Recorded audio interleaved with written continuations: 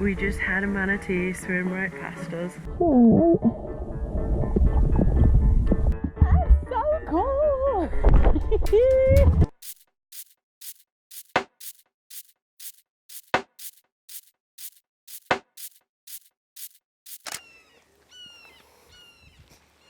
Today is an exciting, super in fact exciting day, because I'm doing something that's been on my bucket list for a long time. We're gonna go swimming with manatees, as long as we can find them. We're in Crystal River. It's about to get amazing. What do you say? Wanna go and have a look at some manatees? I mean, he doesn't really know what the hype is, but it's gonna be good. Dan, how excited are you today? I am 7, 8 out of 10 excited. 8? Your excitement level, you never get 10. No, 10 would be like 200 metres of viz with whale sharks, manta rays, great white sharks, tiger sharks, crocodiles. Unrealistic expectations, obviously. I am on a 10. I can't freaking wait. So we're just about to go and watch the Apparently safety video. The manatee. Do we even need the boat?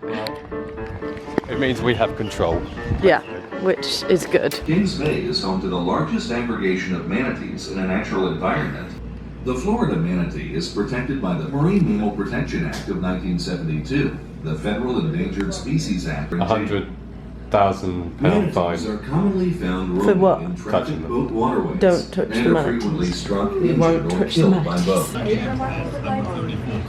I've just realised when I was this last level of excitement to see an animal up close, and it was Jessica, the hippo. Hey bear! Okay, yeah, I can do that for you. So yeah, I am 110% invested in this right now. Link! You're gonna go swim with the manatees? Yep. We've hired a boat.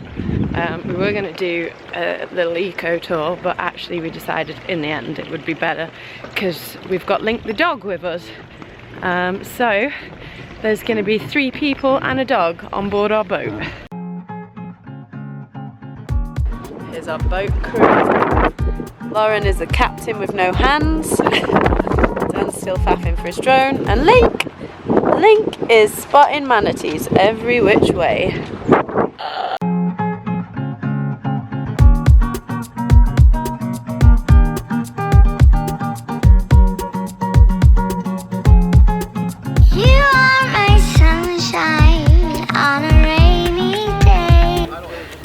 The water's supposed to be really cold here.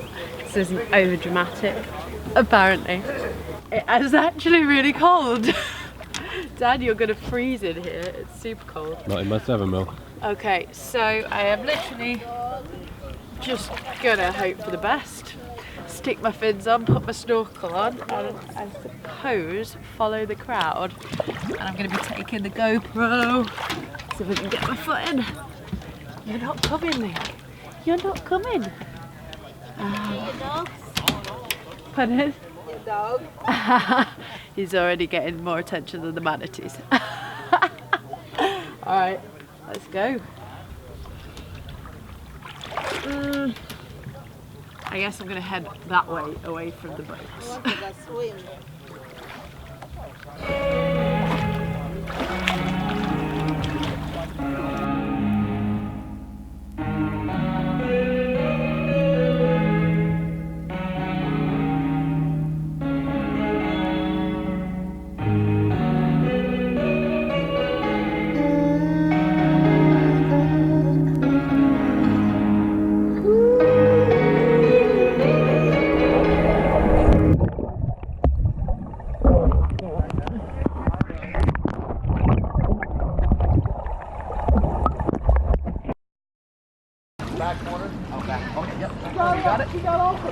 Literally just been and seen our first manatee. I'll be honest, it did look absolutely fed up to the back teeth of the amount of people that are in the water right now, and I'm also feeling a little bit guilty for adding to that.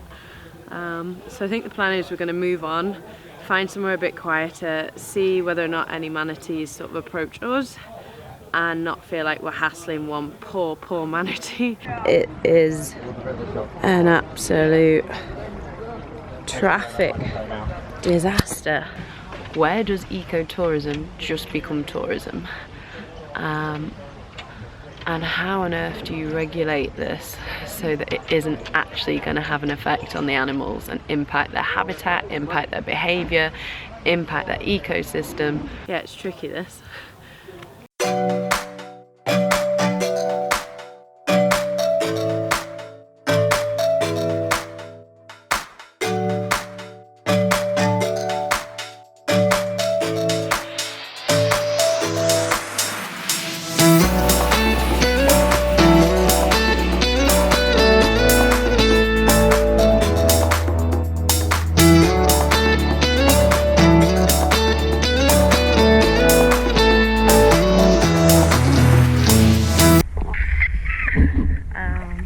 We just had a manatee swim right past us.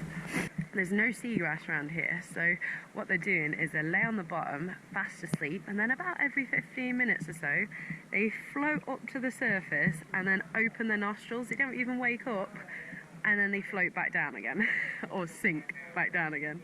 Yeah, it's really cool to watch. Apparently there were loads of manatees in this area, but basically we just had like a heat wave over the weekend, and a lot of them are going back out to the Gulf to actually feed because there's no seagrass here for them, so they're probably starving.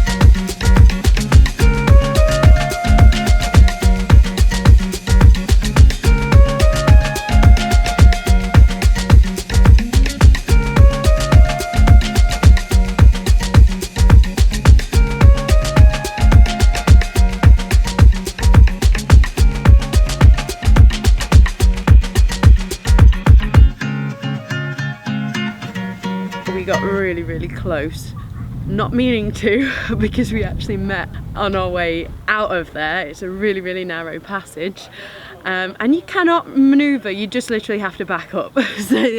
So far I'm absolutely loving this experience. I was a bit concerned there was going to be too many people in the water, but I like what they've done with the fenced off sections. It's actually quite cold. I'm actually quite cold, and the manatees, they really don't have much blubber or fat on them. They're mostly just intestines and stomach, because they eat all the time. They're herbivores, so they have to have quite a lot of space in their body just for digestion. So that means that when the water temperature goes down, they can actually get cold very easily. On a scale of 1 to 10? 9.6. 10. Easy 10. Solid 10. Lauren, scale of 1 to 10? 10. That was amazing! Link's pretty happy. Link is so buzzing. Aren't you, mate? Right there, he's going right under the front of your boat.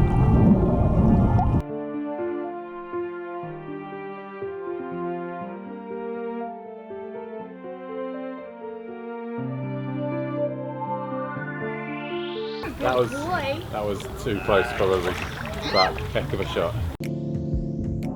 The interesting thing about manatees, they don't actually technically have any natural predators. Alligators, crocodiles, they do cross paths with them. They technically could get eaten by them or sharks, but it doesn't happen. It's very rare, we think. Actually, the biggest threat to manatees is us. Boat traffic, red tide, and global warming, which affects their habitat, which means it kills the seagrass, or the pollution kills the seagrass. All of those things are actually having a huge effect on the manatee population. If the climate does change and we end up with different water temperatures, cooler water temperatures, or different seasons, that's all going to affect their behavioural pattern, because manatees, as I said, don't actually have as much blubber as they look like they do. They're mostly stomach, so they really do feel the cold.